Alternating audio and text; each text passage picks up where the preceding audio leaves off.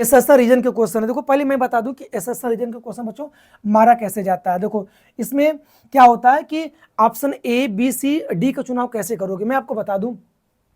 Option A का चुनाव कैसे करोगे, सबको पता होना चाहिए कि ऑप्शन ए आप तभी बेटा क्लिक करोगे जब एसर्शन भी सही हो और रीजन भी सही हो, और रीजन जो है एसर्शन को करेक्ट एक्सप्लेन करे, उस कंडीशन ऑप्शन ए मारते हैं। एसर्शन भी सही हो और रीजन भी सही हो, लेकिन रीजन एसर्शन को करेक्ट एक्सप्लेन न करे, उस कंडीशन में बी मारते हैं। एसर्शन ट्रू हो बट रीजन फॉल्स हो तो आप हमेशा सी का चुनाव करोगे, लेकिन एसर्शन तुरंत फॉल्स आ गया और रीजन ट्रू है, एसर्शन फॉल्स रीजन ट्रू है, तो आप डी का चुनाव करोगे।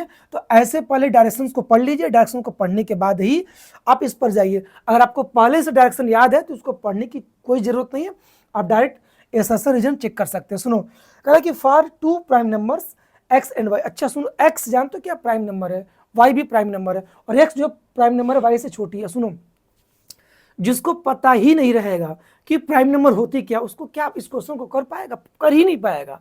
जनरली 10 में बच्चे आ जाते, पूछा जाता कि 1 प्राइम नंबर है कि नहीं, बोलते हैं सर 1 प्राइम नंबर है, उनको पता ही नहीं बच्चों एक्चुअली प्राइम नंबर क्या। इसीलिए मैं कहता हूँ नंबर सिस्टम जब भी पढ़िए, ठीक है, नंबर्स के बारे में एकदम डिटेल जानकारी, प्राइम नंबर क्या होता है, को प्राइम नंबर क्या होता है, ट्विन प्राइम नंबर्स क्या होता है, नेचुरल क्या होता है, इंटीजर्स क्या होता है, मतलब हर एक चीज़ डिटेल में आपको आनी चाहिए, तब तो ठीक है। देखो चलो 2 और 3 हमने 2 प्राइम नंबर ले लिया, और जो 2 प्राइम नंबर है तीसरी से क्या छोटी है, माने x की वैल्यू 2 और y की वैल्यू हमने क्या ले लिया 3, और x क्या लेस है y से, ठीक है।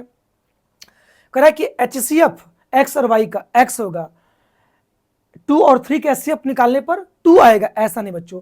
या देखो अगर 2 प्राइम नंबर है तो उसका HCF ऑलवेज 1 होगा। और याद रखो मैं एक चीज बता रहा हूं, एलसीएम 2 प्राइम नंबर्स का ऑलवेज इन दोनों का प्रोडक्ट 2 3 6 होगा। मेरे कहने का मतलब नहीं समझिए, सुन लो, x और y अगर प्राइम नंबर है, ठीक है, तो इनका HCF ऑलवेज 1 होगा, x नहीं होगा, y नहीं होगा। x और y अगर 2 प्राइम नंबर है, प्राइम नंबर समझ रहे हो ना, जिसमें जिसका कॉमन फैक्टर एक और क्या स्वयं हो, माने कि प्राइम नंबर वो नंबर होती हैं जो एक से कटे और स्वयं कटे। तो x और y दोनों प्राइम नंबर है, ठीक है, तो इन दोनों का कॉमन फैक्टर बस एक मिलेगा, एक के सिवा कुछ मिलेगा नहीं। तो याद रखना अगर 2 प्राइम नंबर है तो इनका एचसीएफ ऑलवेज 1 होगा। और सुन लो, जो एलसीएम होगा इनका प्रोडक्ट x इंटू वाई, इनका एलसीएम होगा, इनका प्रोडक्ट का एलसीएम होगा। तो यहाँ पर बोला है कि for 2 prime numbers x and Y, x less than Y, HCF दोनों का x, बिल्कुल गलत बोला है, ठीक है, और एलसीएम y बिल्कुल नहीं। अगर एलसीएम बोला होता x इंटू वाई और एचसीएफ एक बोला होता तब हम क्या करते कि एसर्शन को ट्रू करते, लेकिन एसर्शन हो गया फॉल्स, और एसर्शन फॉल्स होते ही आपको आगे करने की जरूरत नहीं है, ऑटोमेटिक रीजन आपका, देखो एसर्शन हो गया फॉल्स, ठीक है, रीजन ऑटोमेटिक ट्रू दिया होगा, क्योंकि देखो जब एसर्शन फॉल्स हो गया तो ऑटोमेटिक रीजन ट्रू आना ही है, इसका मतलब इसका जो ऑप्शन डी होगा, 19 का क्या होगा, डी होगा। एसर्शन अगर फॉल्स पहला आ गया, आगे चेक करने की कोई जरूरत नहीं, अगला एसर्शन फॉल्स तो रीजन पक्का ट्रू दिया होगा, चेक कर लेते हैं। एचसीएफ बोल रहा है कि जो एचसीएफ होगा एक्स वाई का, ठीक है, वो लेस होगा या इक्वल होगा किसके, एलसीएम के, एक्स वाई के। लेकिन यहाँ पर एक्स वाई प्राइम नंबर नहीं बोला, एक्स और वाई कोई भी 2 नेचुरल नंबर होगा, ठीक है भाई। अगर आप कोई भी 2 नेचुरल नंबर एक्स और वाई की जगह लेके रखते हो तो हमेशा एचसीएफ क्या होगा, एलसीएम के या तो बराबर आ सकता, बराबर कब आएगा, जब एक्स और वाई की वैल्यू अगर सेम है, सेम का मतलब अगर 5 है तो एक्स भी 5 है, वाई भी 5 है, तो एचसीएफ निकालोगे तो एचसीएफ दोनों का कितना होगा, कितना हो जाएगा, 5 होगा, और एलसीएम कितना होगा, एलसीएम भी आपका 5 होगा। तो उस कंडीशन में एचसीएफ और एलसीएम बराबर आ जाएंगे। लेकिन एक्स और वाई अलग अलग नेचुरल नंबर होगा, मान लो एक्स सपोज 3 है और वाई कितना 5 है, इन दोनों का एचसीएफ निकालोगे तो एक ही आएगा, लेकिन एलसीएम 5 3 कितना आएगा, 15 आएगा। तो एचसीएफ क्या होगा, छोटा होगा किससे, एलसीएम से। भाई तो किसी भी 2 नेचुरल नंबर के लिए जो एचसीएफ होगा वो एलसीएम के बराबर आ सकता है या छोटा होगा, और एलसीएम हमेशा क्या होगा, बड़ा होगा, ठीक है। तो ये तो सही बोला है कि 2 नेचुरल नंबर के लिए एचसीएफ हमेशा क्या होगा, एलसीएम के बराबर या छोटा ही होगा। तो रीजन आपका ट्रू है लेकिन एसर्शन आपका फॉल्स है। एसर्शन फॉल्स हो गया तो रीजन को चेक करने की जरूरत नहीं बच्चों, रीजन हमेशा ट्रू आएगा, मत टाइम वेस्ट करना, ऑप्शन तुरंत डी क्लिक कर देना, सिंपल हो जाएगा। अब देखो 20वां देखो, कह रहा है कि इन एन एक्सपेरिमेंट आप थ्रोइंग अ डाई, अच्छा एक डाइस फेंका जाता है, एसर्शन रीजन दिया हुआ, कह रहा है कि इवेंट इवन क्या दिया है कि getting a number less than 3, 3 से कम, तो 3 से कम में क्या नंबर आएगा, 1 आएगा, 2 आएगा, ठीक है। उसके बाद गेटिंग अ नंबर, ठीक है, E2 क्या है, getting a number greater than 3, 3 से अधिक क्या आएगा, 3 से अधिक में 4, 5, 6 आएगा।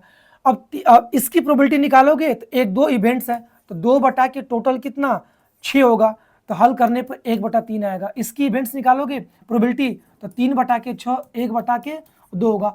और इन दोनों की प्रोबेबिलिटी का अगर समेसन अगर 1 आया, इन दोनों की प्रोबेबिलिटी का समेसन, ठीक है, 3 से कम और 3 से अधिक का समेसन अगर कितना आया, 1/3 है और 1/2 है, अगर समेसन 1 आया तब तो दोनों कहलाएंगी कंप्लीमेंट्री इवेंट्स। अगर समेसन 1 के बराबर नहीं है तो कंप्लीमेंट्री इवेंट्स नहीं होंगे। मेरे कहने का मतलब बच्चों देखो, यह बोला है कि इवन गेटिंग और नंबर लेस देन 3, तो 3 से कम की प्रोबेबिलिटी निकालोगे तो 1/3 आएगी, देखो 1/3 आएगी, और 3 से अधिक वाले की निकालोगे प्रोबेबिलिटी तो उसकी 1/2 आएगी। और दोनों का समेसन 1 के बराबर नहीं, दोनों की प्रोबेबिलिटी का समेसन 1 के अगर इक्वल आ जाता तो दोनों इवेंट्स E1 और E2 कंप्लीमेंट्री इवेंट्स कहलाती, बट यहाँ पर नहीं होंगी। देखो यहाँ पर क्या रीजन क्या दिया है, देखो एसर्शन दिया कि E1 क्या है, getting a number less than 3, ठीक है, और E2 क्या है, getting a number greater than 3 are complementary events बोला है। ये कंप्लीमेंट्री इवेंट्स होंगी, 3 से कम और 3 से ज्यादा, ठीक है, आने की जो प्रोबेबिलिटी होगी उसका समेसन 1 तो आ ही नहीं रहा है, तो कंप्लीमेंट्री इवेंट्स नहीं होंगी। कंप्लीमेंट्री इवेंट्स कब आता, जब E1 और E2 की प्रोबेबिलिटी का सम निकालते हैं और समेसन अगर 1 आ जाता तो E1 और E2 को बेटा क्या बोलते, कंप्लीमेंट्री इवेंट्स बोलते, ठीक है। और यहाँ पर रीजन दिया हुआ है, if 2 events E and F are complementary events then PE plus PF equal to 1, सही बोला है। अगर बेटा 2 इवेंट्स E और F है और दोनों की प्रोबेबिलिटी का समेसन अगर 1 के इक्वल है तो दोनों इवेंट्स एक दूसरे के क्या कहलाएंगे, कंप्लीमेंट्री इवेंट्स बोलेंगे, तो रीजन सही है। बट एसर्शन क्या दिया, देखो फर्स्ट दिया है, assertion first, automatic reason true दिया ही होगा। इस कंडीशन में 20 का भी क्या ऑप्शन डी होगा। जो बच्चे भाई अंदाजा लगाने की कोशिश किए होंगे तो पहला ए मार देंगे, हो सकता है दूसरा बी मार दे या सी मार दें, नहीं समझ रहे हो, लेकिन दोनों में है क्या, ऑप्शन दोनों का डी है, क्योंकि दोनों क्वेश्चन का 19 और 20 का एसर्शन आपका फर्स्ट दिया है और रीजन आपका ट्रू दिया हुआ है, तो दोनों का ऑप्शन आपका डी ऑप्शन होगा, ठीक है। तो बच्चों जो भी हमने आपको आंसर बताया वो एकदम सटीक और सही आंसर आपके सामने सॉल्व करके दिखाया, इसमें सस्पिशन या गलती वाली कोई भी बात नहीं। बहुत सारे यूट्यूबर ने हम देखा बच्चों की, जानते हो आंसर जो है किसी का कहीं से पता चला, कोई बता दिया उनका आंसर, उनको वीडियो बनाना था, उन्होंने क्या किया कि आंसर किसी का कुछ सही बता, कुछ गलत बता के अपना निकल लिए, सॉल्व किया ही उन्होंने नहीं। तो ऐसा नहीं बच्चों, रीजन के साथ आपको आंसर मैंने दिया और आशा करता हूं कि इस 20 क्वेश्चन का आंसर जो मैंने आपको बताया एकदम टोटल आपका जो करेक्ट आंसर बताया और विद द सॉल्यूशन बताया। कोशिश करिए कि इस टाइप के क्वेश्चन को प्रैक्टिस करने के लिए, और देखने को ये मिला कि भाई 2025 में सीबीएसई कैसा क्वेश्चन बनाया, टेक्निकल तो जरूर बनाया है, नहीं समझ रहे हो, पढ़ोगे अच्छे से सॉल्व करोगे तब भी जवाब दे पाओगे, अदरवाइज तो जवाब दे ही नहीं पाओगे। ऐसा नहीं कि कोई क्वेश्चन एनसीईआरटी का है या आरडी से मैच कर रहा है डिट्टो दे दिया या पीवाईक्यू से पूछ लिया, ऐसा कुछ नहीं है, ठीक है। अब कॉमन सेंस पर है, डिटेल थ्योरी पता रहेगी और ढेर सारे क्वेश्चन की प्रैक्टिस की रहेंगी, तो आपके सामने कोई भी नया क्वेश्चन अगर बोर्ड बना के देता है तो आप आराम से क्वेश्चन कर सकते हैं। इसलिए रटने पर कम जाइए, ठीक है, आप थ्योरी को अंडरस्टैंड करिए, समझिए अच्छे से, उसके बाद किसी भी आंसर के बच्चे जवाब देने लायक आप हो सकते हैं। इसलिए रटने से दूर रहिए, ठीक है, थ्योरी डिटेल पढ़िए, प्रैक्टिस करिए अधिक से अधिक क्वेश्चनों की, ठीक है, उसके बाद जवाब कोई भी क्वेश्चन सामने आता है उसका जवाब आप लोग दे सकते हैं। आशा करते हैं कि चीज़ें आज की समझ में आई होंगी, ठीक है।